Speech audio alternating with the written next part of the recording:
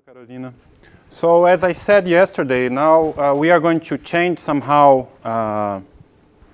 the subject, but still in the same theme. And I would like to discuss this problem. So we are given a polynomial differential equation, f of x, y prime, y2 prime, 3 prime, and so on. We would like to know if it's possible to determine algorithmically if all its solutions are algebraic.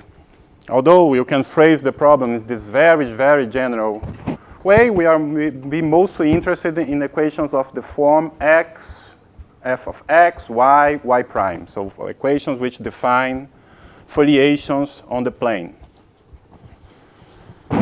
So before saying what I'm going to saying the problem that I'm interested in, foliations on the plane, let me go back and review some of the history of the problem, because I think it's important to give context and understand why people care about it. So everything starts with this very simple equation, Gauss hypergeometric equation. So this is somehow a lot of mathematics starts there. So it's a version, it's the simplest version of isomonodromic equation.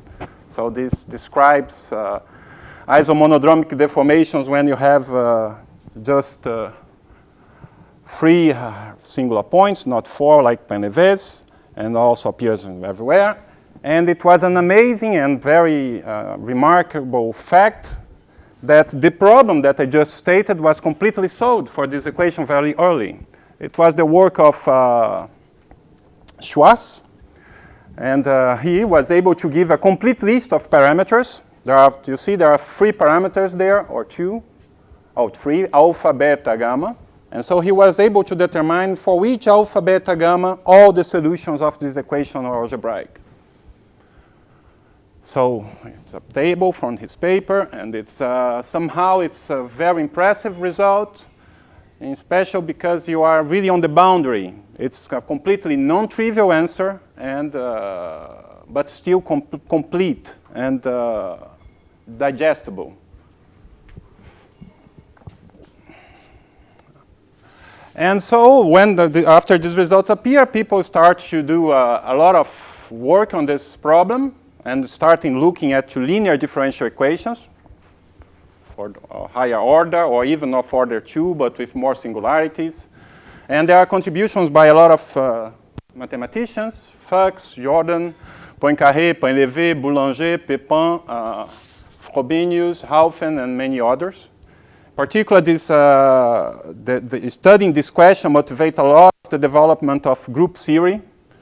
There is this theorem by Jordan, which is essential to this question, that every finite group of GLN has an abelian normal subgroup of index bounded by a computable function of Gn. And at some point, by the end of the 19th century, people somehow thought that this problem was completely solved. For instance, you can find this passage in Klein's lectures on the cosaedron, where he posed the problem of to know if all the solutions are algebraic of this linear differential equation. And 3 pages later, after doing something, and he says, well, the problems we formulated at the beginning is fully solved. And somehow this is the background. This is where our story begins. Our story begins when this story finishes. The history of, at least finished for a while. So by the end of the 19th century, the problem for linear differential equations was considered completely solved. And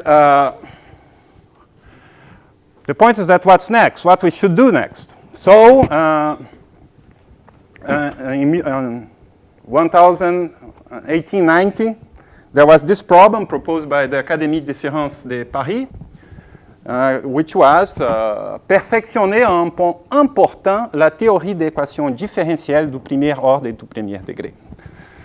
So to perfect in an important point the theory of differential equations of the first order of the first degree, and the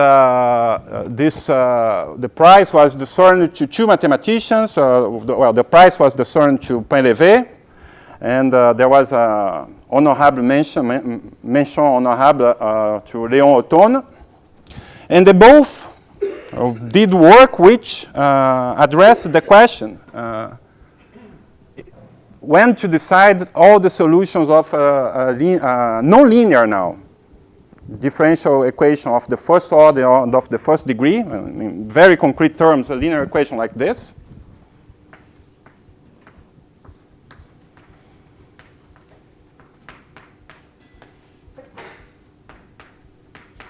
A and B polynomials.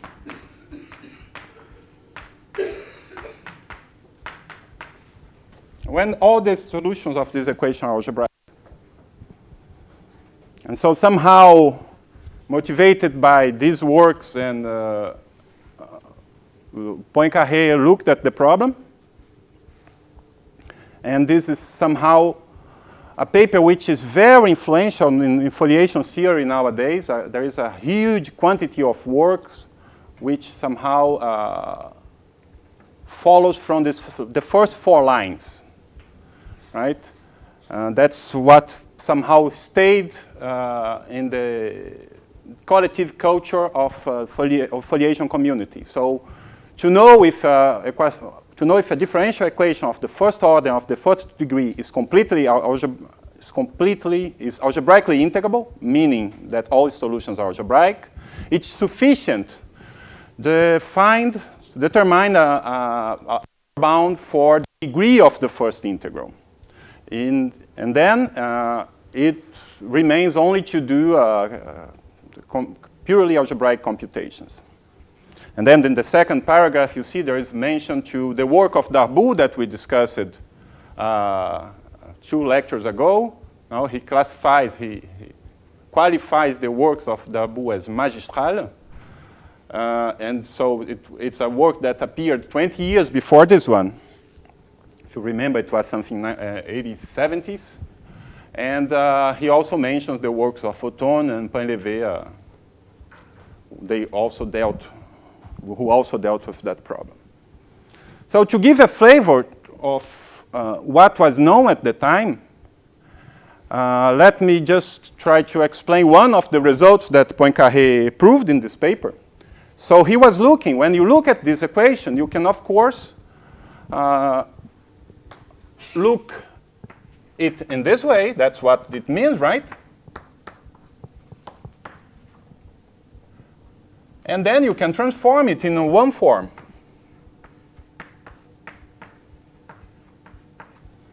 And so this defines a foliation on C2.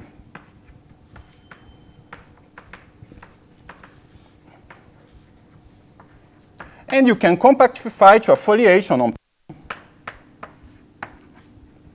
And that's the object that Darboux, that Poincaré, Othone, Painlevé looked at. They already understood that it was better to look it on P2 than on C2.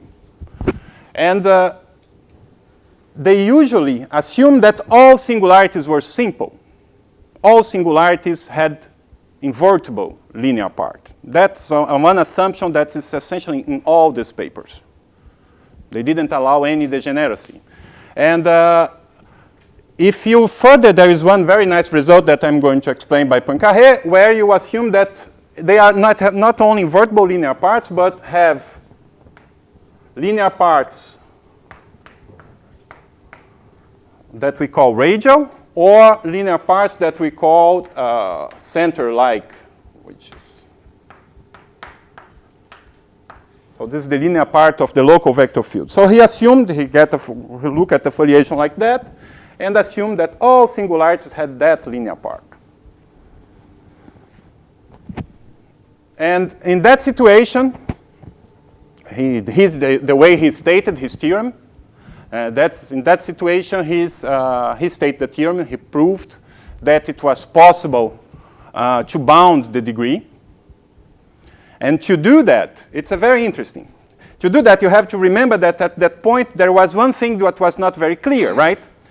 When he was looking, he already knew there's already the work of Darboux, and to know if all solutions are algebraic is to know if there is a rational first integral by the work of Darboux.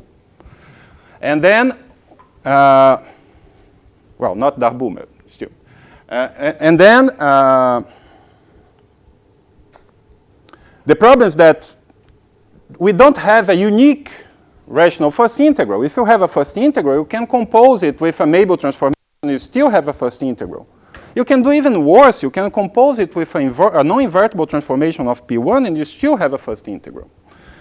And there was no Stein factorization theorem at that time to guarantee that you have a primitive first integral. So one of the things that Poincaré proves in that paper, that's the starting point, he proves the Stein factorization for morphisms for rational maps from P2 to P1, to know that you have a primitive first integral. And once you have this primitive first integral, he could relate the degree of the fibers and of the irreducible components of the fibers with the degree of the foliation, which would be the degree of the normal bundle, using the work of Darboux. This is, I don't know if Henrique has done that, a computation of the normal bundle of a fibration. So this is Darboux. It's already in Darboux's paper, the magistral work after Poincaré. And so he starts from that. So somehow it's something that nowadays it takes one line, right? And so this you're doing the work of Darboux. But he also used a very nice theorem of Haufen. You probably can't read what's written there, but let me just state it here, because it's very, very nice. And I don't think it's very well known.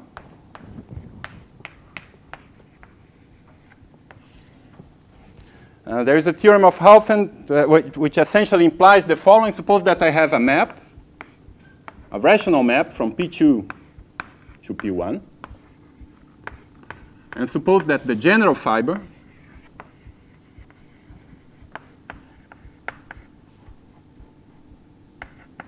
is irreducible.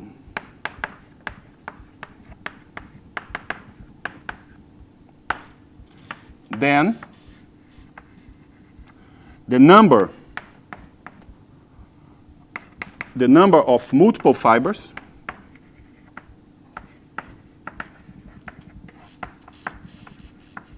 do not confuse multiple fibers with non-reduced fibers. We're not saying that's non-reduced, we're saying that's actually a multiple. It's a square or a cube of some polynomial. The member of the linear system, something like that. Number of multiple fibers is at most 2. Cannot be bigger than 2. Okay. I could give a proof of this theorem. It would take something like 5-10 minutes, but I prefer to prove something else by the end of the talk. So this beginning will be a very large introduction, and so at the end I will try to do some actual math. And so using that, you can essentially, using that you can bound the degree. So he used these two ingredients. So just to give a flavor of the kind of result that they had. So let me move forward and say how the problem is seen today.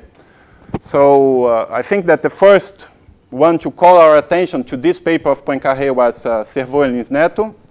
And they bound the degree of algebraic curves invariant by foliations of the projective plane in function of the degree of the foliation and combinatorial data attached to the singularities. Indeed, they prove, that's the Poincaré problem. And so let me prove once the kind of result, a very, very simple version. So suppose that we have C invariant by a foliation by F on P2. Okay, so I want to bound the degree of C. And essentially, the key tool to do that is to look at these intersection formulas that Henrique explained. For instance, we have this one, that the normal bundle of F times C is equal to C squared plus Z, right? Since I'm assuming that C is invariant. And in the case of a foliation F on P2, the normal bundle is OD plus 2. And so we get d plus 2 degree of c equal to degree of c squared plus z.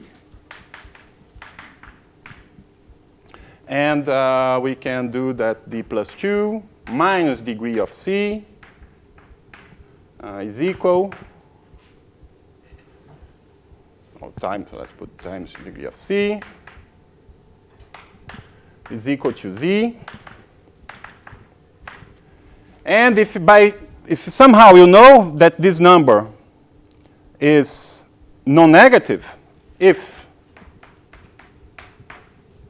z of c is non-negative, then we deduce that degree of c is at most d plus 2. And so we know that this number will be non-negative if the curve is smooth. So Enrique did that. If the curve is also normal crossing, has normal crossing singularities, nodal singularities, you're also going to have z of c bigger than 0. And you can explore this, and this has been explored to very different contexts and very different situations. And essentially, the people play two games. Either you impose conditions on the foliation, let's assume non-decritical singularities, and then you try to give a lower bound on z. So that's what Carnicet did. He proved that a foliation without decritical singularities, you have this bound for any invariant curve, just because he could prove this inequality. Or you bound the kind of singularities that the curve you are looking at have, and then you bound this number, you give a lower bound to this number in function of the type of singularities that you have, and you get a bound for the degree of c. It will be not as nice as this one, but it will be bounded in function of the type of singularities that you have. We already know that the number is bounded by Darboux formula, which was, it's also in the same paper of Darboux, the number of singularities of degree d foliations, d squared plus d plus 1 was also there. But around the 2000s, we understood that the problem, even stated in that form, it's impossible to solve. You see, because one thing is to bound the combinatorial data of the singularity of the curve, and another thing is to bound the combinatorial data of the singularity of the foliation. You have these decritical singularities, and a curve can pass infinitely, unbounded number of times through the singularity. And so you cannot do this, you cannot bound the type of singularities of the curve just in function of the type of singularity of the foliation. And this was made very precise and very concrete by an example of Lins-Neto. He exhibits a one-parameter family of vector fields, very concrete, a linear family, where the local type of singularities did not change, but the degree of the first integrals, or the degree of the algebraic invariant curves, exploded, were arbitrarily high. Generically, there are only finite number, but for a dense set of parameters, you had all curves algebraic, and the degree exploded. So somehow they say, well, the problem put in this way, it's kind of unsolvable.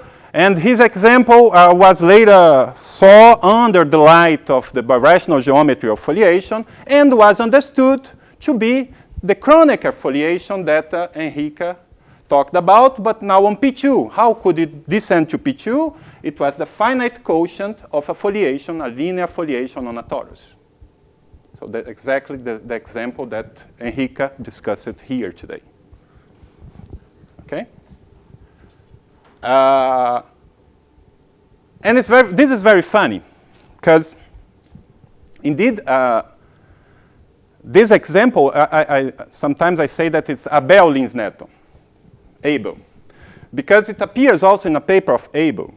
So Abel look at the following problem. So you look at this differential equation. Let me go up.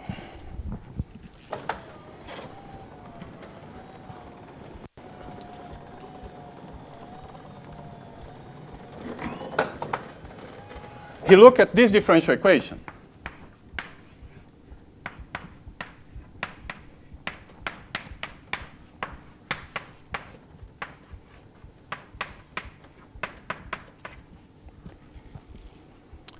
And of course, this is the Kronecker foliation on the product of the same elliptic curve.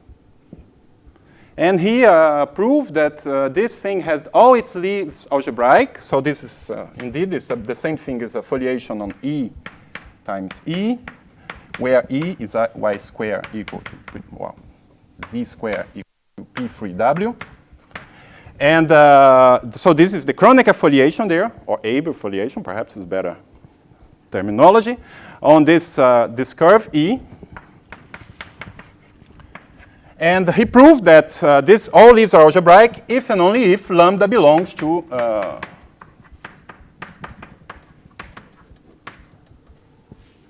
endomorphisms of R tensor Q. And so that's how I learned about this example. I was reading a book about the history of analysis on the 19th century, and the guy attributed the birth of complex multiplication to this statement by Abel. Okay, very good. So it's nice.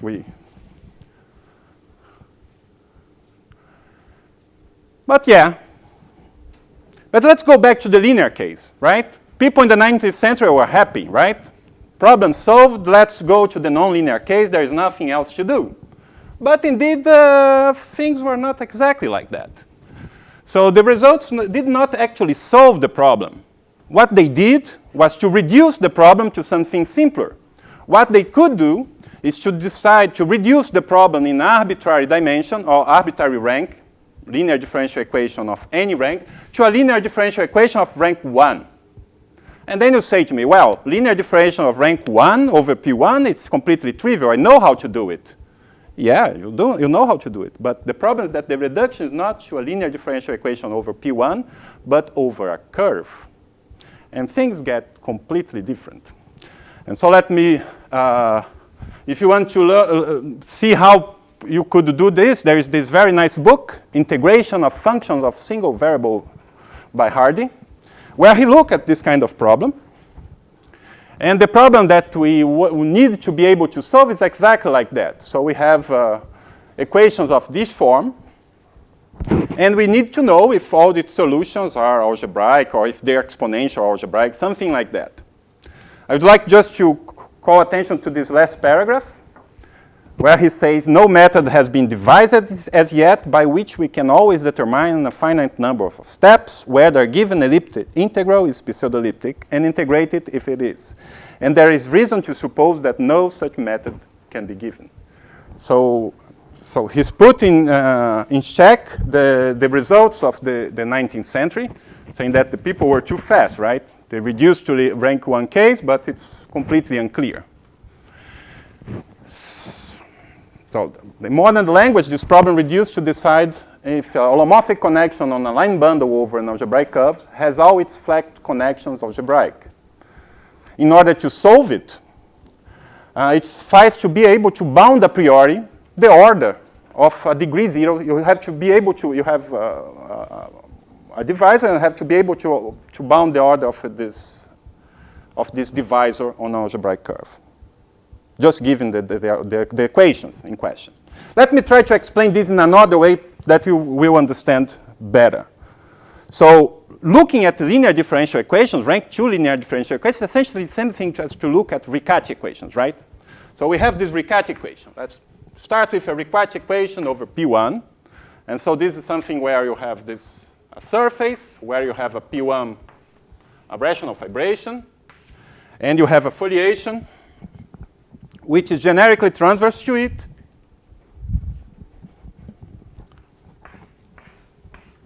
You may have some invariant fibers. And you want to bound the degree of the first integral. I think you will believe me that if I say that if we are able to bound the number of branches of the projection to P1, this will work. So let's say that our problem should bound the number of branches of this, assuming that all solutions are algebraic. So then you have to, how the thing works. The first thing that you have to do is use this Jordan theorem. In the case of P1, it's very simple, because if all solutions are algebraic, the monodromy, the holonomy, the global holonomy will be finite. So we have a finite subgroup of automorphisms of P1. And this we know. So there are the exceptional cases, which are the isomorphisms of Platonic solids, or they are contained in the dihedral group, which is it's either cyclic or it's a degree 2 extension of this cyclic group. In any case, you have this exceptional case that we don't need to understand because they are finitely many, so have a bounded number of, the orbit has bounded size, and then it remains only the case of the dihedral group. But then you always have either a fixed point of or orbit of size 2. And this is the most tricky case. Okay? And so, okay, so if all the solutions are algebraic, then the general solution will have a finite degree here. But then, if we know that all the solutions are algebraic, we know that the local monodromy here is finite. Then we know that here the quotient of eigenvalues must be rational and the equation must be linearizable. And if you want, if you already know about the negative part of the Zariski decomposition, you know that if you know a little bit of Riccati equation, you know there will be one dicritical singularity and the other non-dicritical. You resolve this one, you are going to get something which is like that, negative part, and here the divisor, and you understand this fiber. The same thing for all the others. And now, if you look, let's try to look at this dihedral case. This dihedral case has this special leaf which has order 2, right? And you end up showing that this curve will pass here after resolution. And it will not touch any singularity of the foliation, of the resolved foliation. And you see, so that's a smooth leaf. And at the end, the guys that are close to it, the leaves that are close to it, somehow are sections or multi-sections of the normal bundle. So the order of the normal bundle of this curve is the number of times that the other leaf cuts nearby. So theoretically, this is that. And so that's why it reduced to that problem. Okay? And amazingly, this problem was solved.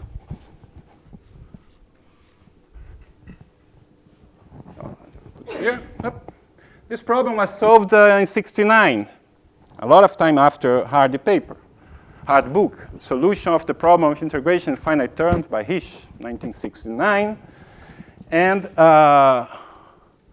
the point is that to do that, you have to reduce modulo P your data, and you obtain the similar data in positive characteristic.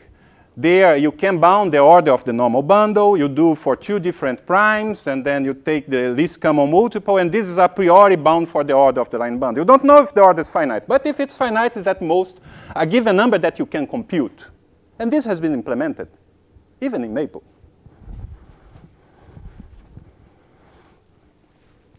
Okay, so this completes the solution. So at the end, the people from the 19th century were right. It's possible to decide if all the solutions of a linear differential equations are algebraic or not. Okay. There is also this conjecture by Grothendieck and Katz, which gives a kind of theoretical solution, which is somehow related to this, but I don't want to get into details on this. Okay. So let me try to pose a conjecture, and somehow will guide. I cannot solve the conjecture, but somehow is that the conjecture that guided myself and Roberto Isvaldi to do the things that I will explain tomorrow. So the conjecture is the following. So what I propose is to do the following. So let's look at all foliations of degree D on P2, and let's look those who admit a first integral, who all solutions are algebraic.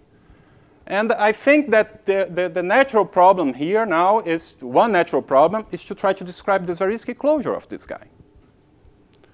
And hopefully the Zariski closure has a lot of structure, resembles a lot linear differential equations, and then looking at this in this Zariski closure, we could apply the methods of linear differential equations, the methods that solve the problem for linear differential equations.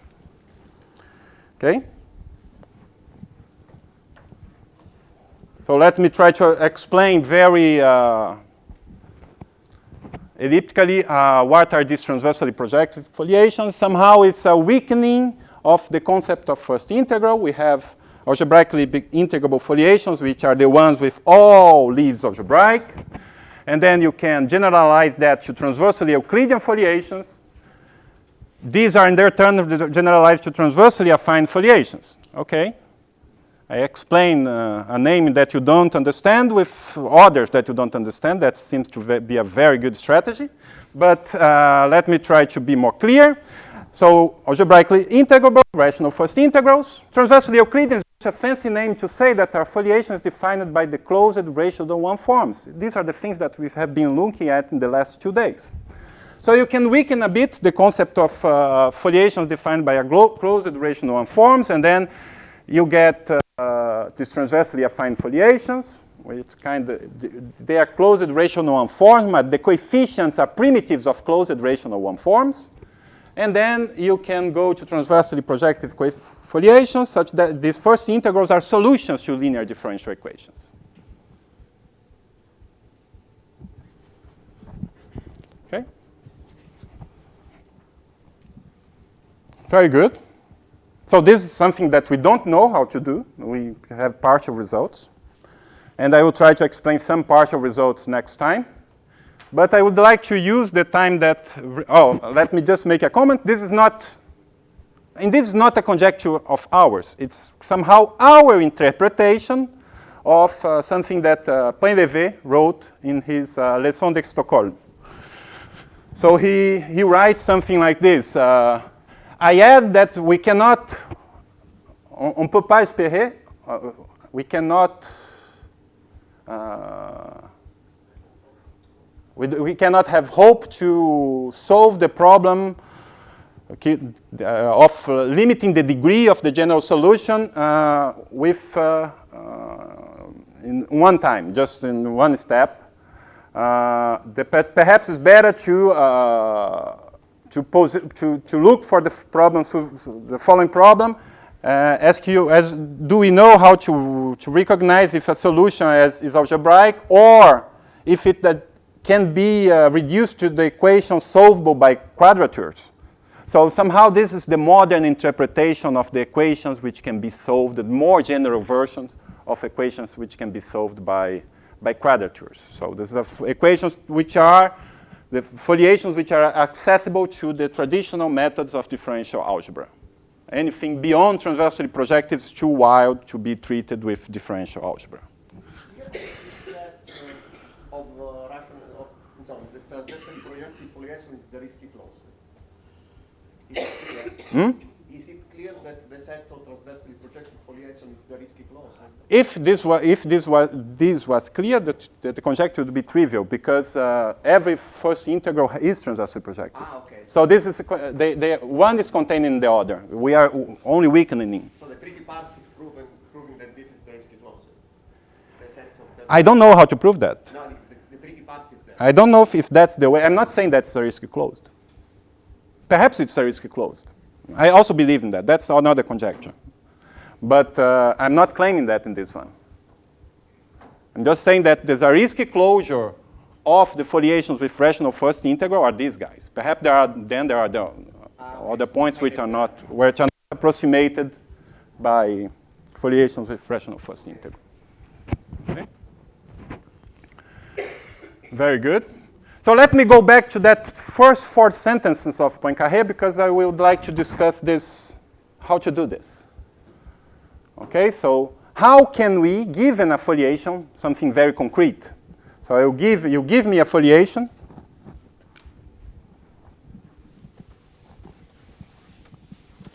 So you give me a foliation, which means a vector field. So let me give me vector field V.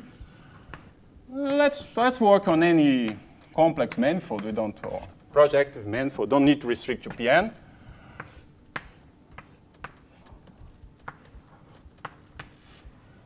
Give me any vector field, and I want to know if all its solutions are algebraic of a given degree, or if all its solutions lies in a given linear system, right? What kind of calcul purement algebraique we need to do?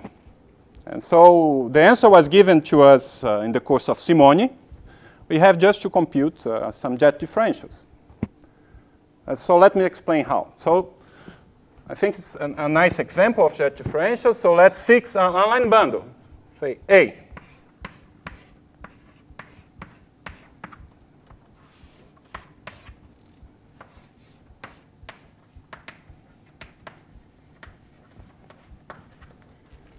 And let's take V here, a subspace of sections. The point is that to this subspace of sections of a line bundle, of any line bundle, we can form a jet differential. How do we do that? So it's the jet differential that takes a vector field, or let's call W. Oh, that one remark. Simone defined jet differentials as something which acts on curves, right? On equivalence class of curves. But one natural way to get curves, or even family of curves, is to give a vector field, and then you can integrate the vector fields and look at the solutions. So to a vector field, we can associate a solution. And so to a vector field, if you have a vector field and jet differential, I can just say the value of the jet differential on the vector field. And so I will say how the differential acts on vector fields, instead of saying how it acts on curves. So I'll just take this, so let's take a set of generators.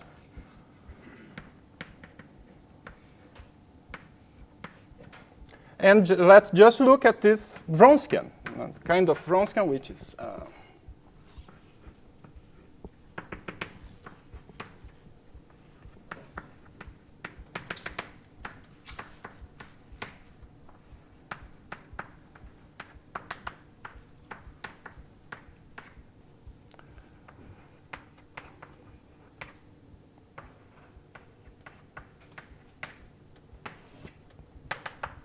okay? And then you compute, right? I'm just seeing the vector fields as a derivation. It's acting on taking a trivialization and putting everything in a coordinate, computing this, and then you see that things work out. And the point is that this thing will induce, now I will put myself in trouble because I will for sure make confusion with the indices. So this has order 0, 1 plus 2 plus n, so it's 1 plus n plus 2 over 2, right? Oh. N plus 1 over 2. So the k is the degree. Juan. Oh, first is the degree? No, first is the order, right? And then the degree is n, right?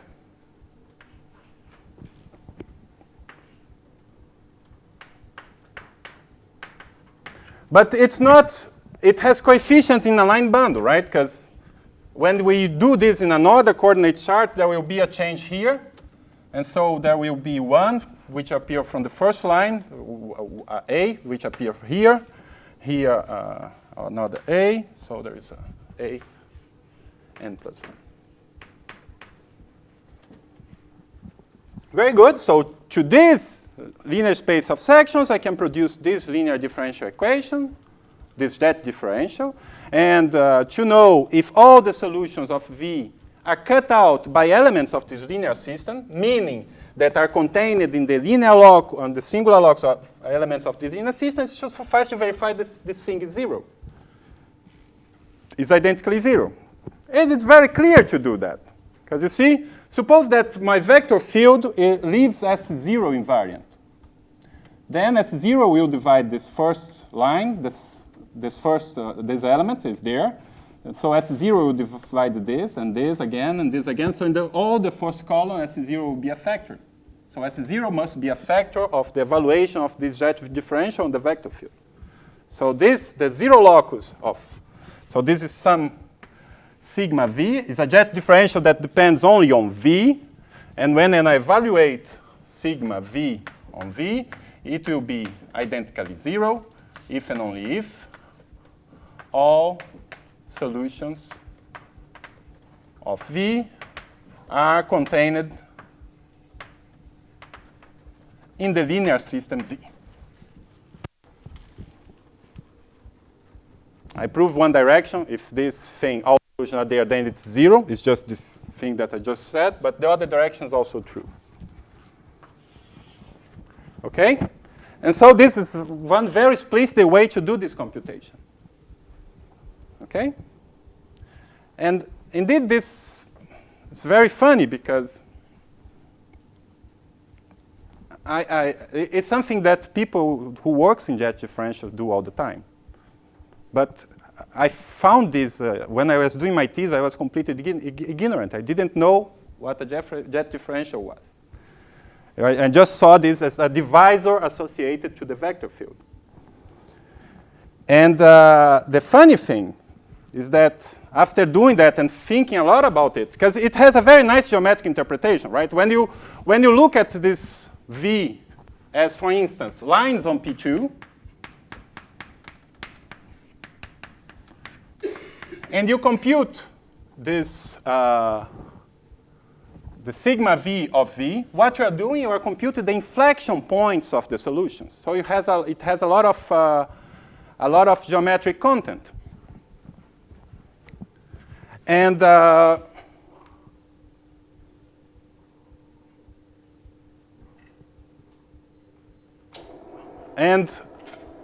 it's somehow funny that indeed there is, using this gadget, we can give very simple and very short proof of the theorem that Enrique proved this morning, Miyaoka's theorem. And that's what I want to explain, how this problem of Poincaré somehow relates to this Miyaoka problem. Because still, he gave a criterion to know if all the solutions are algebraic, right? So let me show how this goes. So now, so we have, let me say what I'm going to prove is the following. So it's Miyaoka. I think I have to put a lot of names here, right? So I just put Miyaoka and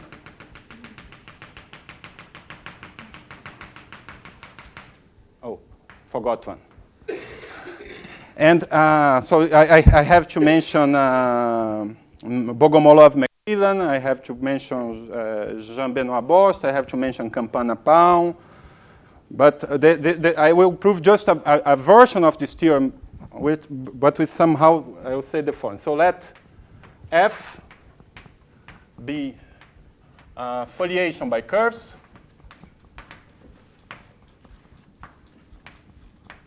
on a projective manifold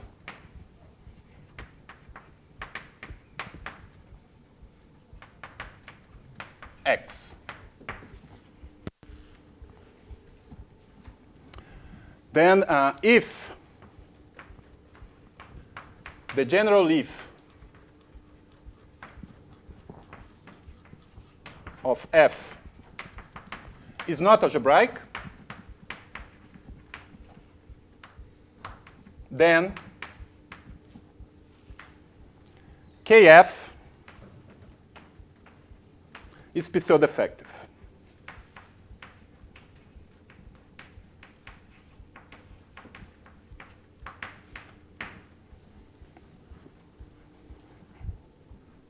So the theorem of Miyaoka says more. It says that the leaves, if KF is not pseudo-effective, then the leaves are rational curves. But I will just prove the algebraicity. And I don't know if you remember Enrique's course this morning. She did that by constructing this graph, this auxiliary analytic transcendental surface. And she proved algebraicity using the arguments of positivity of the normal band of the surface, Andreotti, Hartshorne, and company. But here I will prove this using only this thing. And a dimension count. So as was already explained to us, so let's take L, a general leaf.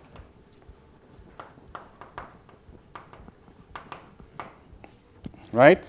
So this is a one-dimensional leaf by assumption. And let's assume that the Zariski closure has dimension at least 2. So L is not algebraic. Then, as was already explained to us by Jean Benoit, if I look, if A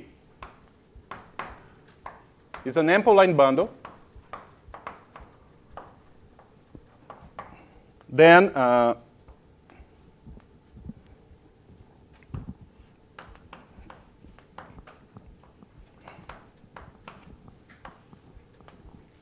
if I look at the restriction map of X to L, A, tensor K, then the dimension of the image will be bigger than a constant K squared.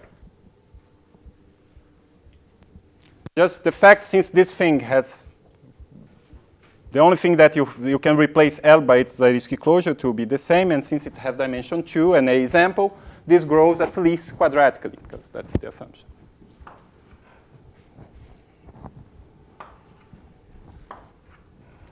Okay? And so we can choose Vk here.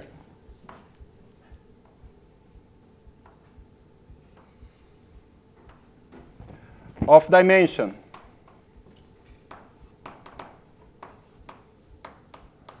equal to K squared.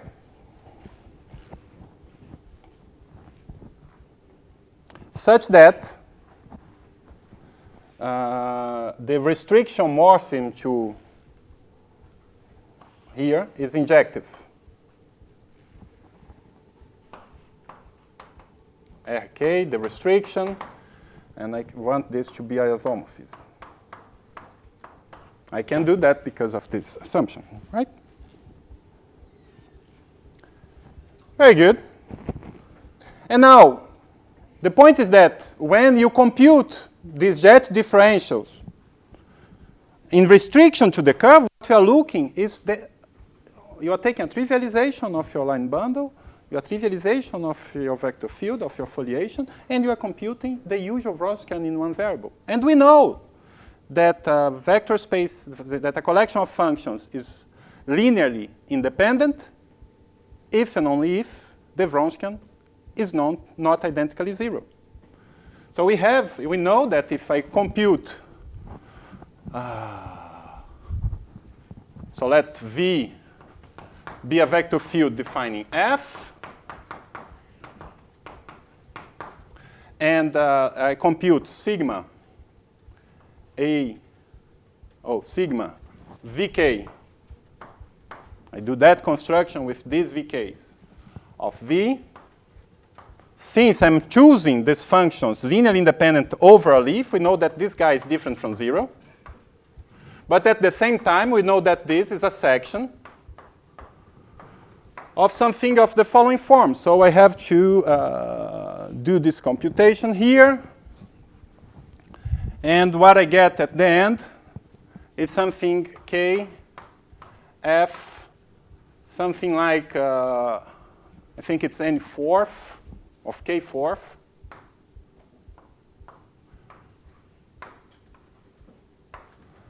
A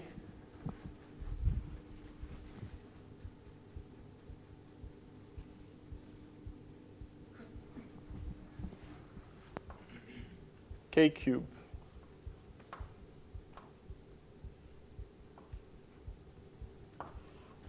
Or something like that. The point is that the exponent here is bigger than the exponent there. It's just to carry that computations decently. But what this is showing is that we are showing that this implies that Kf is proportional, is a limit of multiples of effective divisors.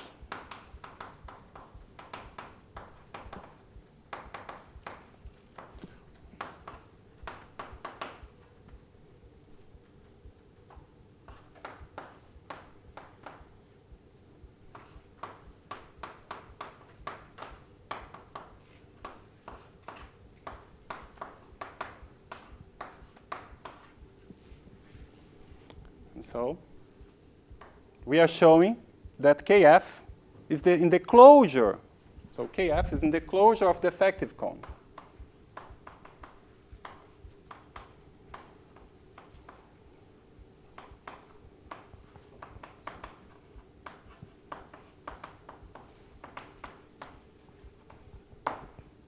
And that's it.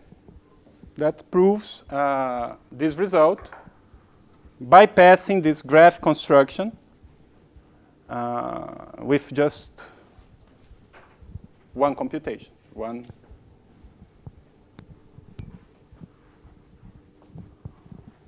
Okay. Let me see how much time I have. Let me just, I still have 7 minutes. Let me just mention a couple of other applications of these jet differentials. A couple, no, let's just mention another one.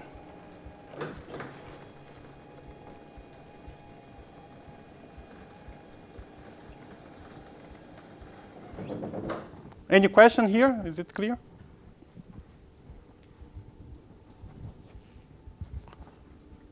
So another application of this, more related to the content of the first course. In order to have the general leaf non-algebraic, it's sufficient to have one leaf non-algebraic. Yeah. Okay.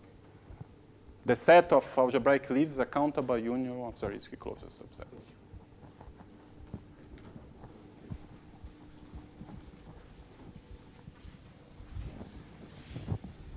Now, of course, it must be said that the theorem the theorem of Miyaoka, there is the most general version, is Campana-Pound version, which says that it holds in general. So I just take a foliation, and I suppose that it's, if it's not unruled, so through the general point there is no algebraic curve, then the Kf is pseudo-effective. And here I have no idea so far how to do this in higher dimension. It's a easy proof in dimension 1. In higher dimension, we still need to go through the graph construction. And okay? But let me do something, mention something more elementary. So we know that by Darboux, Joannoulou,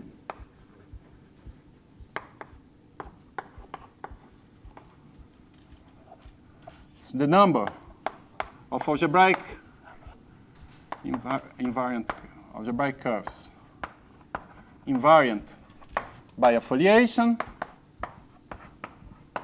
of degree d is at most, if it's either infinity, and then you have a rational first integral, or is bounded by something that it's of order d squared. It's quadratic on the degree. That's just the computation of the dimension of that vector space which appear in the proof. Foliation of degree d on P2. And then looking at these differentials, you can solve a similar problem in better terms. You can ask yourselves, can we improve this bound if we put here invariant curves of degree c? What can we say? So not only want to bound the degree of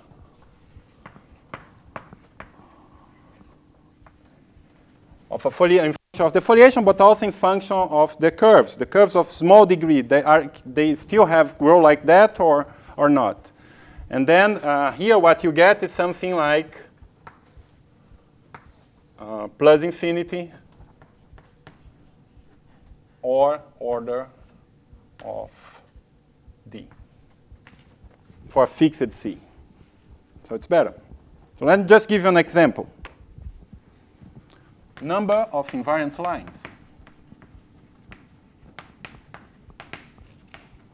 of foliation of degree D.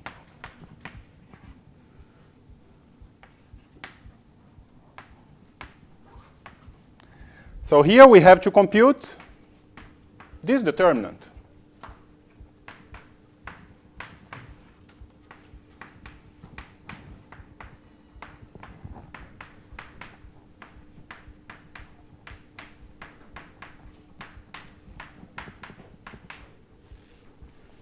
And then degree 1, we know that the vector field of foliation of degree D has canonical D minus 1.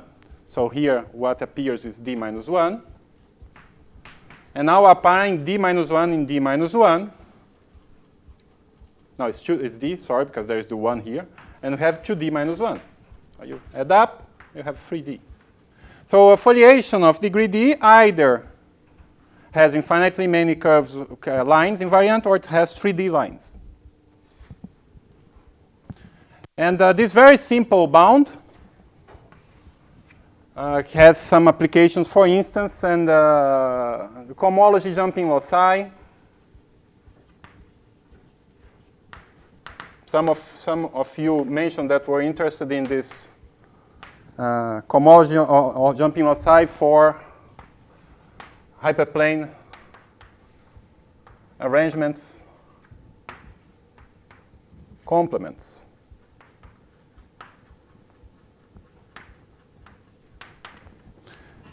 Because indeed there is this theory of resonance variety for hyperplane arrangements, and the dimension of these varieties are related to the number of fibers. Pencil of curves a number of totally decomposable, a number of fibers with elements are all lines can be found in a pencil of degree D curves. So pencil. Using this computation, you can prove that pencils on P2 with irreducible member, irreducible general member, has at most 5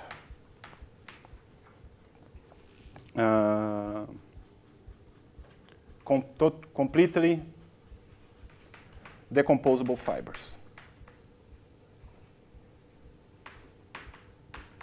And this is it's a very simple computation that puts together this result with the arguments of Darboux, Joannoulou, but I just wanted to mention that I don't have time to give details, just to say that this putting together these ideas, there are applications in another subjects. Okay, so but now it's 3 o'clock and I finish here.